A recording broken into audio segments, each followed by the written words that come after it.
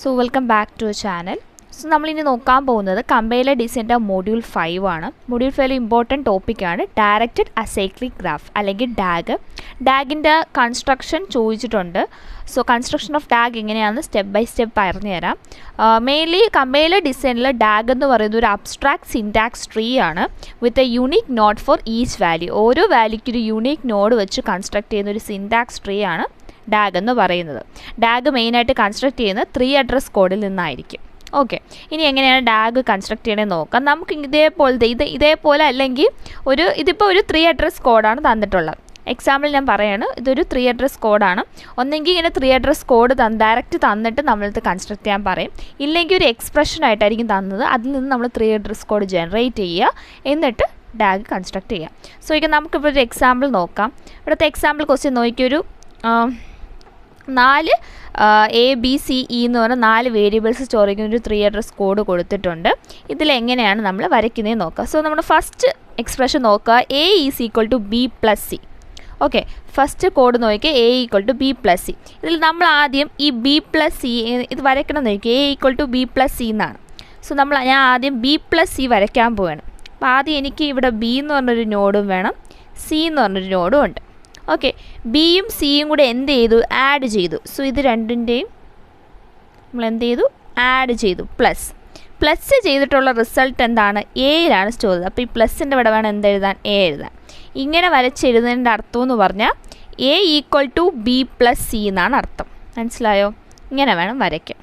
ഇനി നെക്സ്റ്റ് നോക്കിയാൽ B equal to B minus D. അപ്പോൾ B മൈനസ് D, B ഇവിടെ ഓൾറെഡി ഉണ്ട്, D ആണില്ലാത്തത്. ഞാൻ D എന്ന് പറഞ്ഞ സെപ്പറേറ്റ് ഒരു നോഡ് എഴുതി. ബിയും ഡിയും എന്ത് ചെയ്യണം, മൈനസ് ചെയ്യണം. അപ്പം എന്ത് ചെയ്യും, ബിയും ഡിയും മൈനസ് ചെയ്തു. മൈനസ് ചെയ്ത് സ്റ്റോർ ചെയ്യുന്ന എവിടെയാണ്, ബി.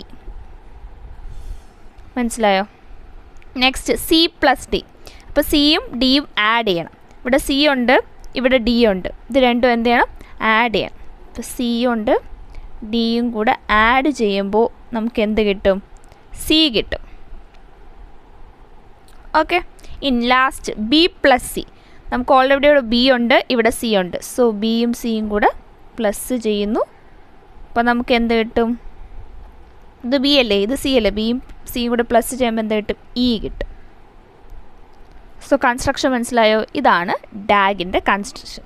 ഒരു എക്സാമ്പിൾ ക്വസ്റ്റ്യനും കൂടെ പറഞ്ഞു തരാം എങ്ങനെ കൺസ്ട്രക്ട് ചെയ്യണമെന്ന്. നെക്സ്റ്റ് ഒരു ക്വസ്റ്റ്യൻ നോക്കിക്കോ. 3 അഡ്രസ് കോഡാണ് തന്നിട്ടുള്ളത്. നമ്മൾ എന്ത് ചെയ്യുക, എക്സ്പ്രഷൻ ചെയ്യാൻ വേണ്ടി പോവുകയാണ്. First expression B star C. അപ്പം നമ്മൾ ആദ്യം എന്ത്, B എന്നൊരു നോഡ് എടുത്തു, C എന്നുള്ള നോഡ് എടുത്തു. രണ്ടും കൂടെ സ്റ്റാർ ചെയ്തു. സ്റ്റാർ ചെയ്യുന്ന എവിടെ സ്റ്റോർ ചെയ്യും, ഡിയിൽ സ്റ്റോർ ചെയ്യും.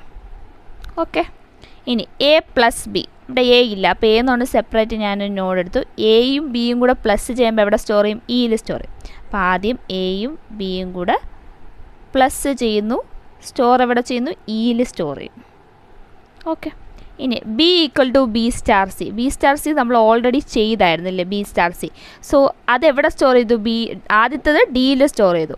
വീണ്ടും B സ്റ്റാർ C ചെയ്യേണ്ട, അതിൽ കോമ ഇട്ട്, ഇപ്പോൾ D ഉണ്ട്, അതേപോലെ അടുത്ത് B സ്റ്റാർ C ചെയ്തിട്ട് എവിടെ സ്റ്റോർ ചെയ്യുക, ബിയിൽ സ്റ്റോർ ചെയ്യുക. അപ്പോൾ കോമ B കൊടുത്താൽ മതി. ഓക്കെ, ഒന്നും കൂടെ റിപ്പീറ്റ് ചെയ്ത് വരയ്ക്കേണ്ട ആവശ്യമില്ല. B സ്റ്റാർ C, ഡിയും വരും, B സ്റ്റാർ C ബിയിലും സ്റ്റോർ ചെയ്യും.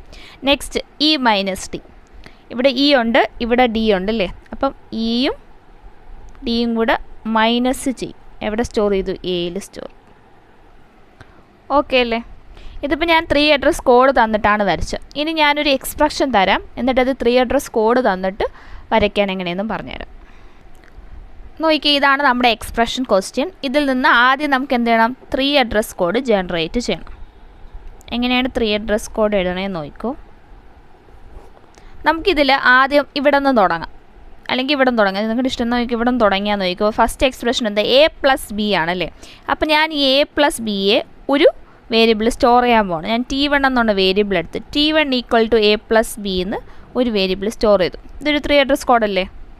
A equal to B OPC ആ ഒരു ഫോർമാറ്റിലില്ലേ. അപ്പോൾ T1 equal to A plus ബിനെ എവിടെ സ്റ്റോർ ചെയ്തു, T1 സ്റ്റോർ ചെയ്തു. നെക്സ്റ്റ് A പ്ലസ് ബി നമ്മൾ T1 സ്റ്റോർ ചെയ്തു അല്ലേ. അതിൻ്റെ കൂടെ എന്ത് ആഡ് ചെയ്തു, സീനെ ആഡ് ചെയ്തു. അപ്പം ഞാൻ ഇതെല്ലാം കൂടെ ഒരുമിച്ചൊരു T2 എന്നുള്ള വേരിയബിൾ സ്റ്റോർ ചെയ്യാൻ പോവാണ്. T2 ഈക്വൽ ടു വീണ്ടും A പ്ലസ് ബി ഇനി എഴുതണോ, വേണ്ട. A പ്ലസ് ബിക്ക് ഒരു ആര് എഴുതണം, T1 എഴുതിയാൽ മതി. So T1 plus C. Okay, next ഈ രണ്ടെണ്ണം അതായത് നമ്മളിപ്പോൾ T1 T2 കണ്ടുപിടിച്ച് ഇത് രണ്ടും കൂടി സ്റ്റാർ ചെയ്യുമല്ലേ. സോ സ്റ്റാർ ചെയ്യുന്നത് ഞാൻ വേറൊരു വേരിയബിൾ എഴുതാൻ പോവാണ്. T3 എന്ന് പറഞ്ഞ വേരിയബിൾ ഞാൻ എന്ത് ചെയ്യുന്നു, A+Bയും A+B+Cയും എന്ത് ചെയ്യണം, സ്റ്റാർ ചെയ്തു. അപ്പം ഞാൻ ഇവിടുത്തെ A+B എവിടെയാണ് സ്റ്റോർ ചെയ്തത്, T1. So T1 star T1+C എന്ന് നമ്മൾ T2. ഓക്കെ, ഇതാണ് നമ്മുടെ 3 അഡ്രസ് കോഡ്. 3 കോഡാണ് വന്നിട്ടുള്ളത്. ഇത് വെച്ച് ഇനി എങ്ങനെ വരയ്ക്കണം, എങ്ങനെ ഇത് എഴുതിയെന്ന് മനസ്സിലായല്ലോ. ഇത് വെച്ച് ഇനി എങ്ങനെ വരയ്ക്കണമെന്ന് നോക്കി. First expression A+B.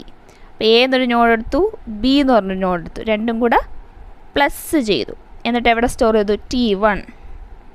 Okay, next T1ഉം Cയും കൂടെ പ്ലസ് ചെയ്തു. T1 ഓൾറെഡി ഉണ്ട്, നമുക്ക് ഇനിയും കൂടെ എന്ത് വേണം, C വേണം. സോ C എന്ന് പറഞ്ഞ വേരിയബിളുണ്ട്. T1ഉം Cയും കൂടെ പ്ലസ് ചെയ്തു. അപ്പോൾ എവിടെ സ്റ്റോർ ചെയ്തു, T2.